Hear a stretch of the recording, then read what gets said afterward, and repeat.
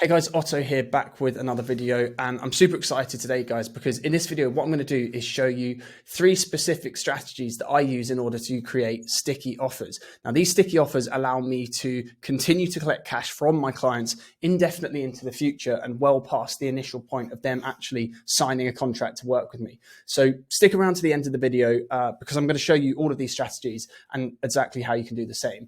That's to say, how you can continue to be paid indefinitely by your clients, not because they have to, but because they want to. Okay. So when I first started my agency, I couldn't escape boom and bust. So 1 month would look like, I just minimize my face here. I'd get a new client. The next month I might get a client and would be on a retainer basis, but income was always unpredictable and chaotic. So if you were anything like me at this point in time, this is how my revenue generation over time kind of looked from a visual perspective. I would bill a client up front, I would get paid to do that work, and then revenue would drop off a cliff. Or I would close a client on a retainer basis where I would get paid after 30 days and then get paid nothing, paid after 30 days, get paid nothing, and then hopefully get paid after 30 days again. But this was a totally unstable and unpredictable way of running a business. And one thing I didn't realize at the time was that the sale, when you close a client, does not end once the client signs the dotted line and pays you, okay? And in order to understand truly what separates 7 to 8 figure entrepreneurs is seemingly how they are able to offer something to their clients that their clients had to continue using and paying for and basically couldn't say no to. Okay, so this is what our revenue nowadays looks like when, as a measure of revenue and time. We then close a client, we get paid, and then it probably drops slightly gradually. But as time goes on, we continue to collect cash flow from that client directly and indirectly. And that's what I'm going to show you exactly how to do in this video. Okay.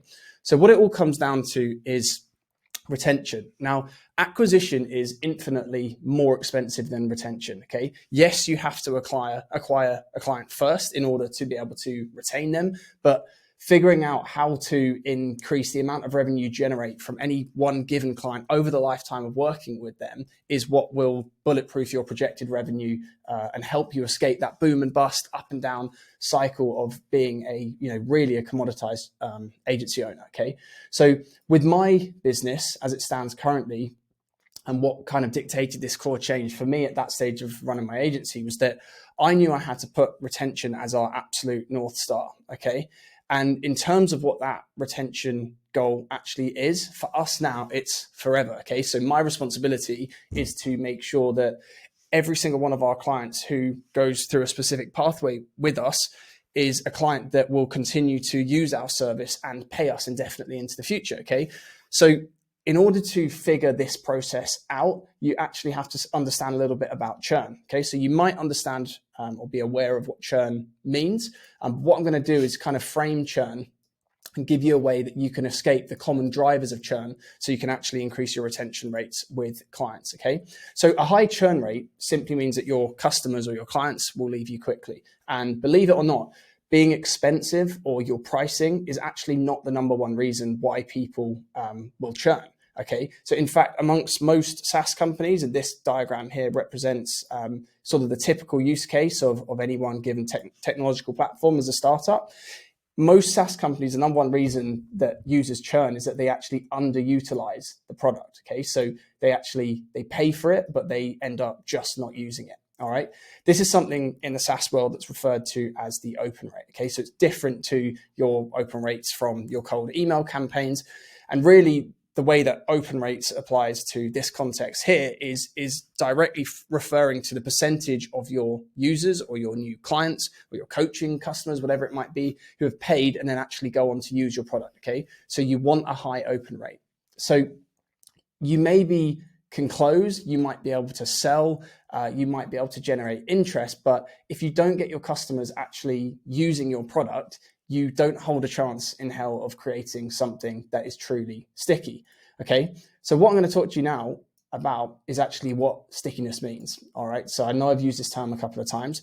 How do you create a product or a service that is actually sticky, and what does that mean? Okay, so stickiness, what that refers to is your product and operating philosophy. It comes down to one simple philosophy, basically. So it's whether your customers will actually find life easier with the product or your service than they do without it. Okay. So this is what keeps them coming back. The stickier the product, the more they use it and the more that you get paid. All right. So how do you make your offer more sticky? All right. And at every single stage of growing, any business, whether you're offering a SaaS or you're selling a traditional service, you want to increase retention. You want customers to pay you and continue to do so for longer. It's directly related. You do that by decreasing churn. So removing all of those variables and those kind of key drivers that push clients and customers to stop paying you for your service. And in turn, you want to maximize your lifetime value from each client that you bring on. Okay. So you don't just want to take that initial fee up front. Maybe it's a build and release offer. You charge them $8,000 for your build and then that's it. You want to find ways that you can cross sell them, downsell them, and continue to generate revenue from them indefinitely into the future. And that's what I'm going to talk to you a little bit about right here, right now. Okay. So we've got a scale here of stickiness. We call this the stickiness scale. And at the lower end is concrete, not sticky at all. And at the upper end here, we've got glue adhesive. Okay. So the stickiest of sticky. All right. So how do you make your offer more sticky? Well, what I do in my business is kind of threefold. There's three core ways that we make our products and services sticky so that we're not just collecting revenue on the front end. And then, we've done all of that work and spent that money and time and resources to acquire that client. We get paid and then we just leave it there. That's not how we want to operate as a business. Okay. So number one regards a concept of time to value. Okay. And what you want to do, whether you are selling a SaaS or a product or a coaching offer, whatever it might be, you want to reduce this time to value, TTV. Okay. And what time to value comes down to is really, I can give you an example in the context of our flagship B2B accelerator, is that I want all of our enrollee members to see their first piece of tangible value immediately. Okay. So this is the same for ecom brands that we work with on the ecom agency side as well. We've been deploying build and release offers for a number of years now, which hugely front load a lot of immediate value straight after the point that our clients signed with us. Okay. So maybe you haven't secured the close yet. So if your product, is truly exceptional and you can protect your IP, then oftentimes you might be able to let your clients and customers try before they buy. And that's what happens a lot in the SaaS world. You get a free trial, whatever it might be. And we kind of do that with our low entry point, our low ticket price community as well. Individuals who maybe don't have the budget currently, or they're sitting on that capital, but they're skeptical, whatever it might be, and they're not quite sure they want to enroll in our flagship program, which is high ticket. Then they can join the community and kind of get a taste for overall quality wise, what we're able to deliver. But what this comes down to is reducing that time to value. Okay. So what you'll find is that customers, if you have a low open rate, so you get a customer or a client that pays you and then doesn't use your service or doesn't engage with you, one thing to directly improve that is to front load a load of value. Okay. So even if they're not directly paying for that value in a build and release offer, there's a number of different ways that you can give them that value. And it might be through, over communicating with them. It might be sending them additional resources that they didn't expect, throwing in an extra consulting call, introducing them to other members of your team, whatever it might be. There's a number of different ways to reduce that time to value. Okay. So it's a really core, important, sort of strategic play basically that you can put into your business at any point to decrease that churn value and increase retention. All right. So number two regards closing the delta between sales and service. All right. So you might find that if you have like a high refund rate or high chargeback rate, that your sales process might be very, very good, but your service is not as good as your sales says it is. Okay. So one thing that we do in our business is just simply make sure that our pitch matches what we deliver. Okay. So basically we are what we say we are on the tin. All right. So this increases congruence. And what this does is basically keeps customer satisfaction high. It builds momentum in terms of our clients and their early usage of our portal. And really, it's very much like what a lot of the top YouTube guys do. So like the likes of Mr. Beast and all of those top creators with their thumbnails, is that if you've ever been enticed to click a Mr. Beast thumbnail, chances are once you're in that video, you're not going to be immediately disappointed or kind of clickbaited. All right. So they straddle that really fine line of getting attention and garnering that kind of click-through rate, but then retaining each of us who's watching the video within that first, 3 to sort of 10 seconds by increasing congruence, so that we can see, okay, actually we've clicked on this video with a certain expectation. Within the first 3 to 10 seconds, we can see that our expectation is going to be matched. Therefore, we will continue to watch the video. And that's really what you want to do with your product or service. Okay. So another way that you're able to ensure that with your offer is by making sure that your UX is on point and that you are continually adding and iterating and building out good features. Okay. So this will help further decrease that congruence gap.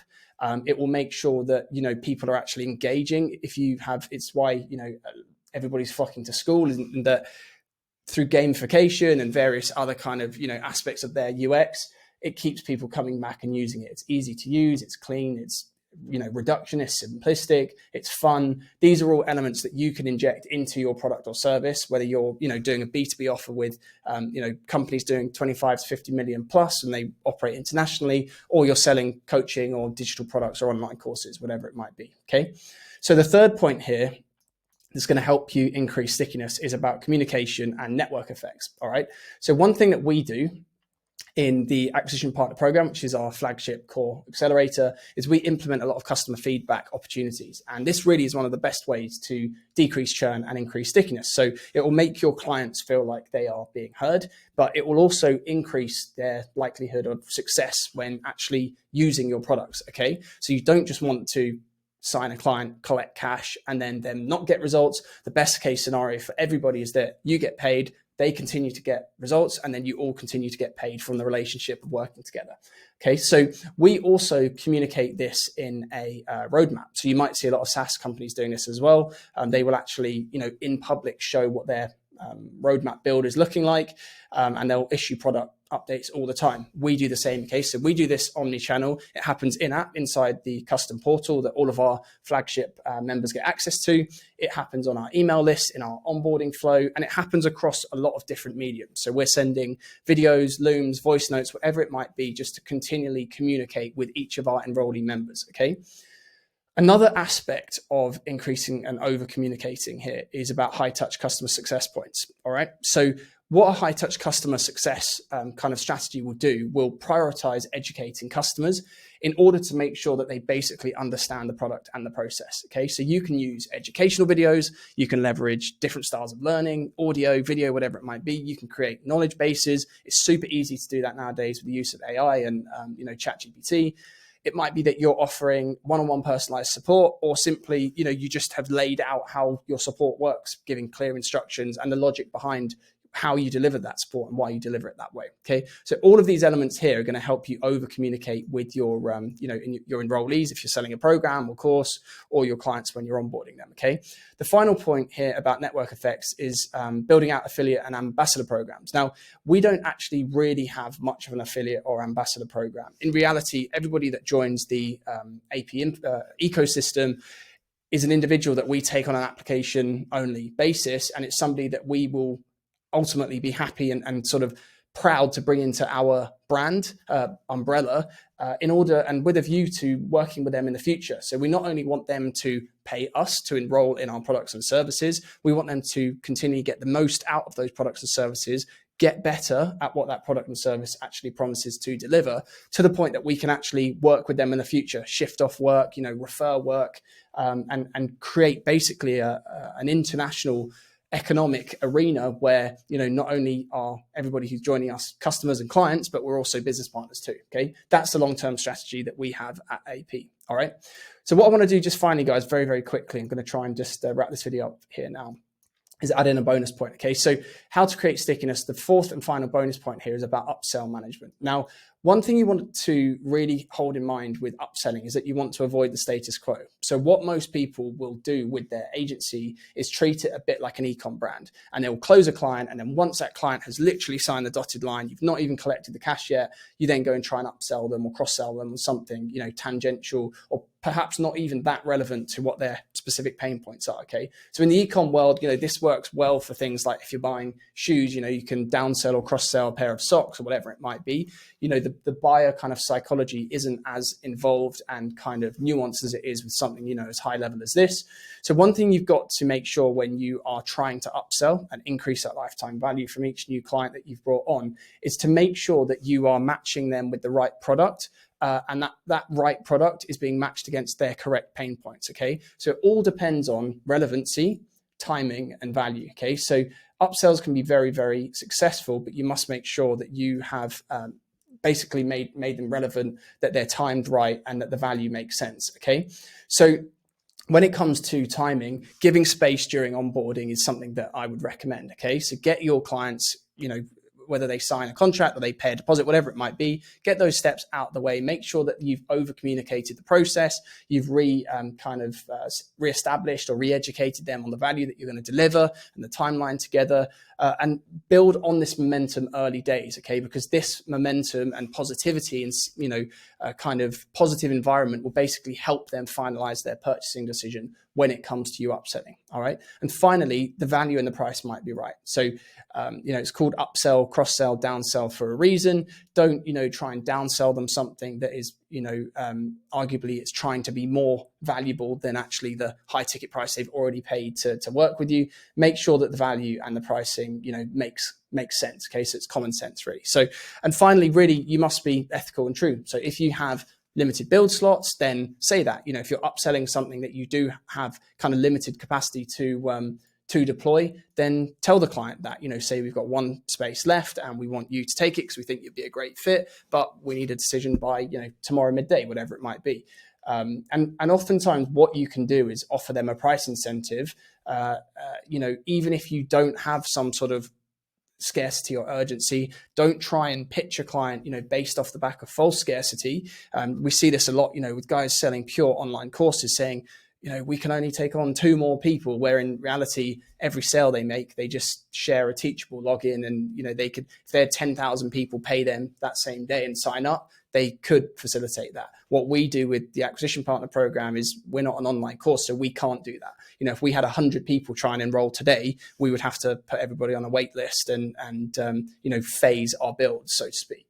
So one thing that you've kind of got to just, you know, make sure that you are doing is just being fully transparent and upfront with your potential clients when it comes to that. Okay. So the best way to do this, okay, and create sticky products that keep your clients and customers coming back for more and keeps them coming back and paying you, is down to these core factors that I've talked you through. Okay. So really what you will find too is that if you can find a way that your clients are being upselled, cross-sold, or downselled, where you get paid, but it doesn't necessarily cost them any more money, or you're not billing them anything further, those really are the kind of golden goose when it comes to the best types of upsells. Okay, so we call this non-customer billing, and really the best way to create a sticky product that your clients will continue to come back to is really by delivering an upsell with this kind of strategic advantage. Okay. So you might say to a client, look, we've got, you know, this tool that we recommend, maybe it's high level, maybe it's Klaviyo, whatever it might be. We've got all of these plug and play clonable resources that if you sign up to those platforms, we will give these to you in the first, you know, instant that you can use indefinitely into the future. And you want to make and package that offer so that it's an absolute no-brainer for your clients to use them. Okay. So when you make it a no-brainer for them to use it, and oftentimes, you know, like we do within our programs with our offers, is that we will go out and negotiate better terms with these platforms, basically saying to them, look, we can bring X users per month, but what we want in return is an extended free trial. So a lot of the guys in our programs will join and they will be getting, you know, 30, 60, 90-day free trials on softwares that otherwise they would get, you know, a 7-day free trial on. Okay. So you've got to make it a no-brainer for your clients. And then at the end of the day, you will get paid on the back end for your affiliate commission, or if you have partnered with that, you know, software, that tech platform as a managed account, you know, kind of partner there. Okay. So this is what it comes down to, guys, creating sticky products. And again, this is what separates 7 to 8 figure entrepreneurs. It's a massive perception change that I had to go through with our business. All right. So if you're struggling to have any sort of predictability in your agency, implement these 3 strategies in order to create a sticky service. Okay. So reduce time to value, minimize your sales to service delta, over communicate. And the bonus point, find ways to get paid without billing your clients. Okay. So if you like this video, guys, and you found it useful, please consider subscribing to the channel. I really enjoy actually sharing these insights, doing these deep dives, and really kind of discussing and revealing what's worked for me over the last 6 years of scaling my business to the point that I've been really fortunate enough to do to this day. So I've got lots more on the way, and we